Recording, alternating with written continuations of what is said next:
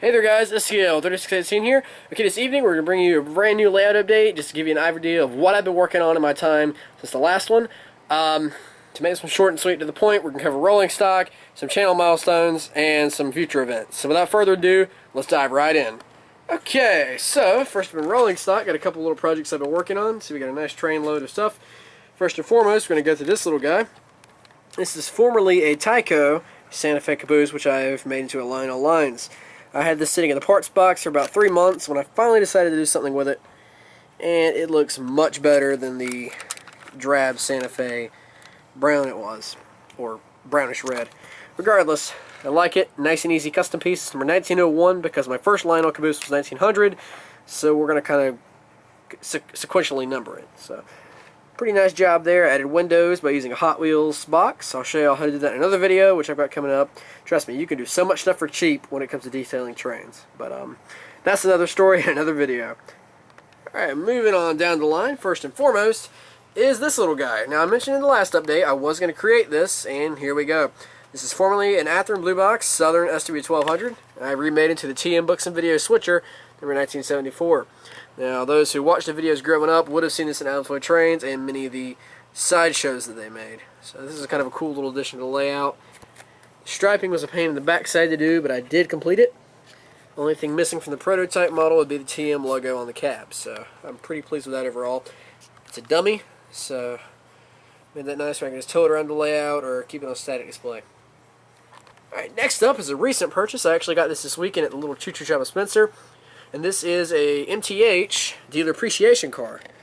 I really like the box here because it's something different and a bit more standoutish than the usual Rail King or HO boxes. So we've got a dealer appreciation Lionel Corporation aquarium car. And this is pretty neat, I think. I'll turn it on here in a minute where you guys can check it out. A little noisy, but it makes sense for being the size. But basically you've just got two belt motors there and there. And they just run the belt continuously beneath an LED light. So it's kind of cool, something different. And y'all know I love different stuff. And not to mention it's Lionel and HO. Since we can't get the actual company to make it, we may as well go with everything else. Alright, carrying on down the line here, got a custom piece I did. Now, some of y'all may have seen this on Facebook. Well, yours truly made that.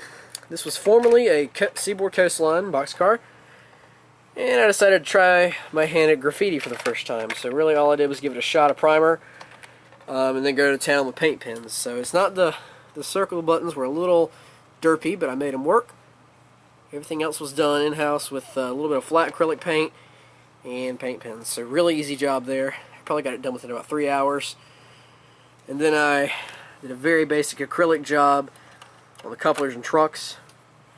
I mean, it's amazing what you can do for cheap, guys. I'll make some more videos just showing you how easy it is. And this Burlington car, also a victim of my cheap weathering methods.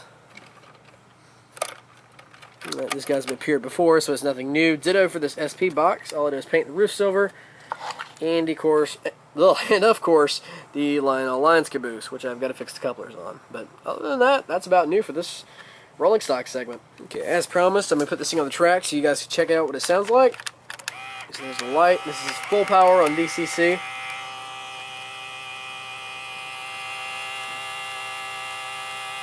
Kind of noisy, but once you get it in a train, especially with the lead locomotive with sound, you really can't tell much of a difference. So really cool little accessory, and I'm glad to add it to the collection. Okay, as for channel milestones, I have a couple to report on there. First and foremost, man, I really need to come up with a new catchphrase for these updates. Anyway, we have surpassed 4,000 subscribers, and I cannot thank each and every one of you enough. It truthfully caught me off guard because I did not have a video planned in time. I literally went to bed, it was like 39, it was in the 3980s. I'm okay, no big deal. I wake up and it's over 4,000, so quite literally every night we've crossed the benchmark, and I hope to get a video to you guys soon, but my time has been cut short as of late, and I'll get to that in just a minute. As for another channel milestone, some of y'all locally may know this little paper known as the News and Observer. Well, last Friday, yours truly was printed. On page 3A, this is the second page you would open to on the last Friday's edition, I submitted a shot that I got a 611 the day it was fired up for the first time. I just submitted this on a whim. Got an email back saying they'd love to use it, so I expected, okay, it'd probably be after the events or after it runs home. Well, much to my surprise, this was on the Friday before the big send-off day. So I'm really hoping and really excited that it got printed. I'm hoping mostly that NCTM got a few more attendance numbers out of this, because it's always great to help the museum out. But yeah, I cannot thank some good friends of mine enough for sticking with me throughout the day at Spencer. I think we probably went all day without grabbing a single bite to eat until dinner, and especially when 611 started moving. But we stuck it out and came back, got some pretty sweet night photos at the session, and then had a lucky shot with 611. But I owe them all the thanks for giving me support throughout the day, giving me some tips, and just putting up with my randomness. And you guys know who you are, and I thank you all very much. And I look forward to hanging out soon, because hopefully we can meet in someplace other than Spencer. But yeah, so that's about it on that note. Now, of course, I'll get the link to my Flickr, DeviantArt, and so forth in the description, so you guys can check this out. But if you do have this lying around your house, well, save it. I think it's a pretty fair photo, and hope you guys enjoyed it. So yeah, that was my cover of fame for a little while. YouTube's always great, and getting mentions online of my photos is awesome, but there's nothing like holding a print copy of your photo, especially when it's been in the paper. So I just hope people like the photo, and I enjoyed taking it. So that's the main thing. But that's about it for that. Just about to wrap this review up. I'm going to try to keep it under 10 minutes. I know how these things love to slip over the 10-minute marker. So I'm going to try to keep it short and sweet to the point for you guys. So that brings us to the closing note, the big event this weekend, the 611 chase. Now, I'm probably preaching to the choir on this one, but if you've been anywhere in your Facebook, you have seen about this. And this Fire Up 611 campaign, VMT, NCTM, OLS have all said the same thing. If you're going after this train, guys, be smart, be safe, because just giving the word out there to all, and the foamers have already arrived for Spencer for the big photo shoot today. Be smart, because higher-ups for NS are going to be there. NS Police and North Carolina Highway Patrol are going to be line side. And I'm just going to tell you guys, if you get busted by a young gun state trooper, you're not getting your way out of that ticket. Especially if you try to put off chasing a steam train down. That's probably going to get you even further. But just please be careful, guys. Keep it within the speed limit. I know we all want to get that shot, but it's a long route. I myself am not going all the way. I'm going to be chasing a little bit of it, because the sheer fact I don't want a 5-hour drive home. And that's another story. But I look forward to getting the footage for you guys Saturday. And I hope to see a lot of you out there. If you recognize my voice trackside, or you recognize me, speak up. I mean, I try to be a pretty chill guy, as most of my other friends out here can attest. But anyways, feel free to talk, come up, say hi. But yeah, so just furthermore, just everyone be smart. Don't do anything too crazy that you wouldn't want to be put online, because people in this day and age, we've all seen it. 4449 chasers, also stuff for 4014 being moved.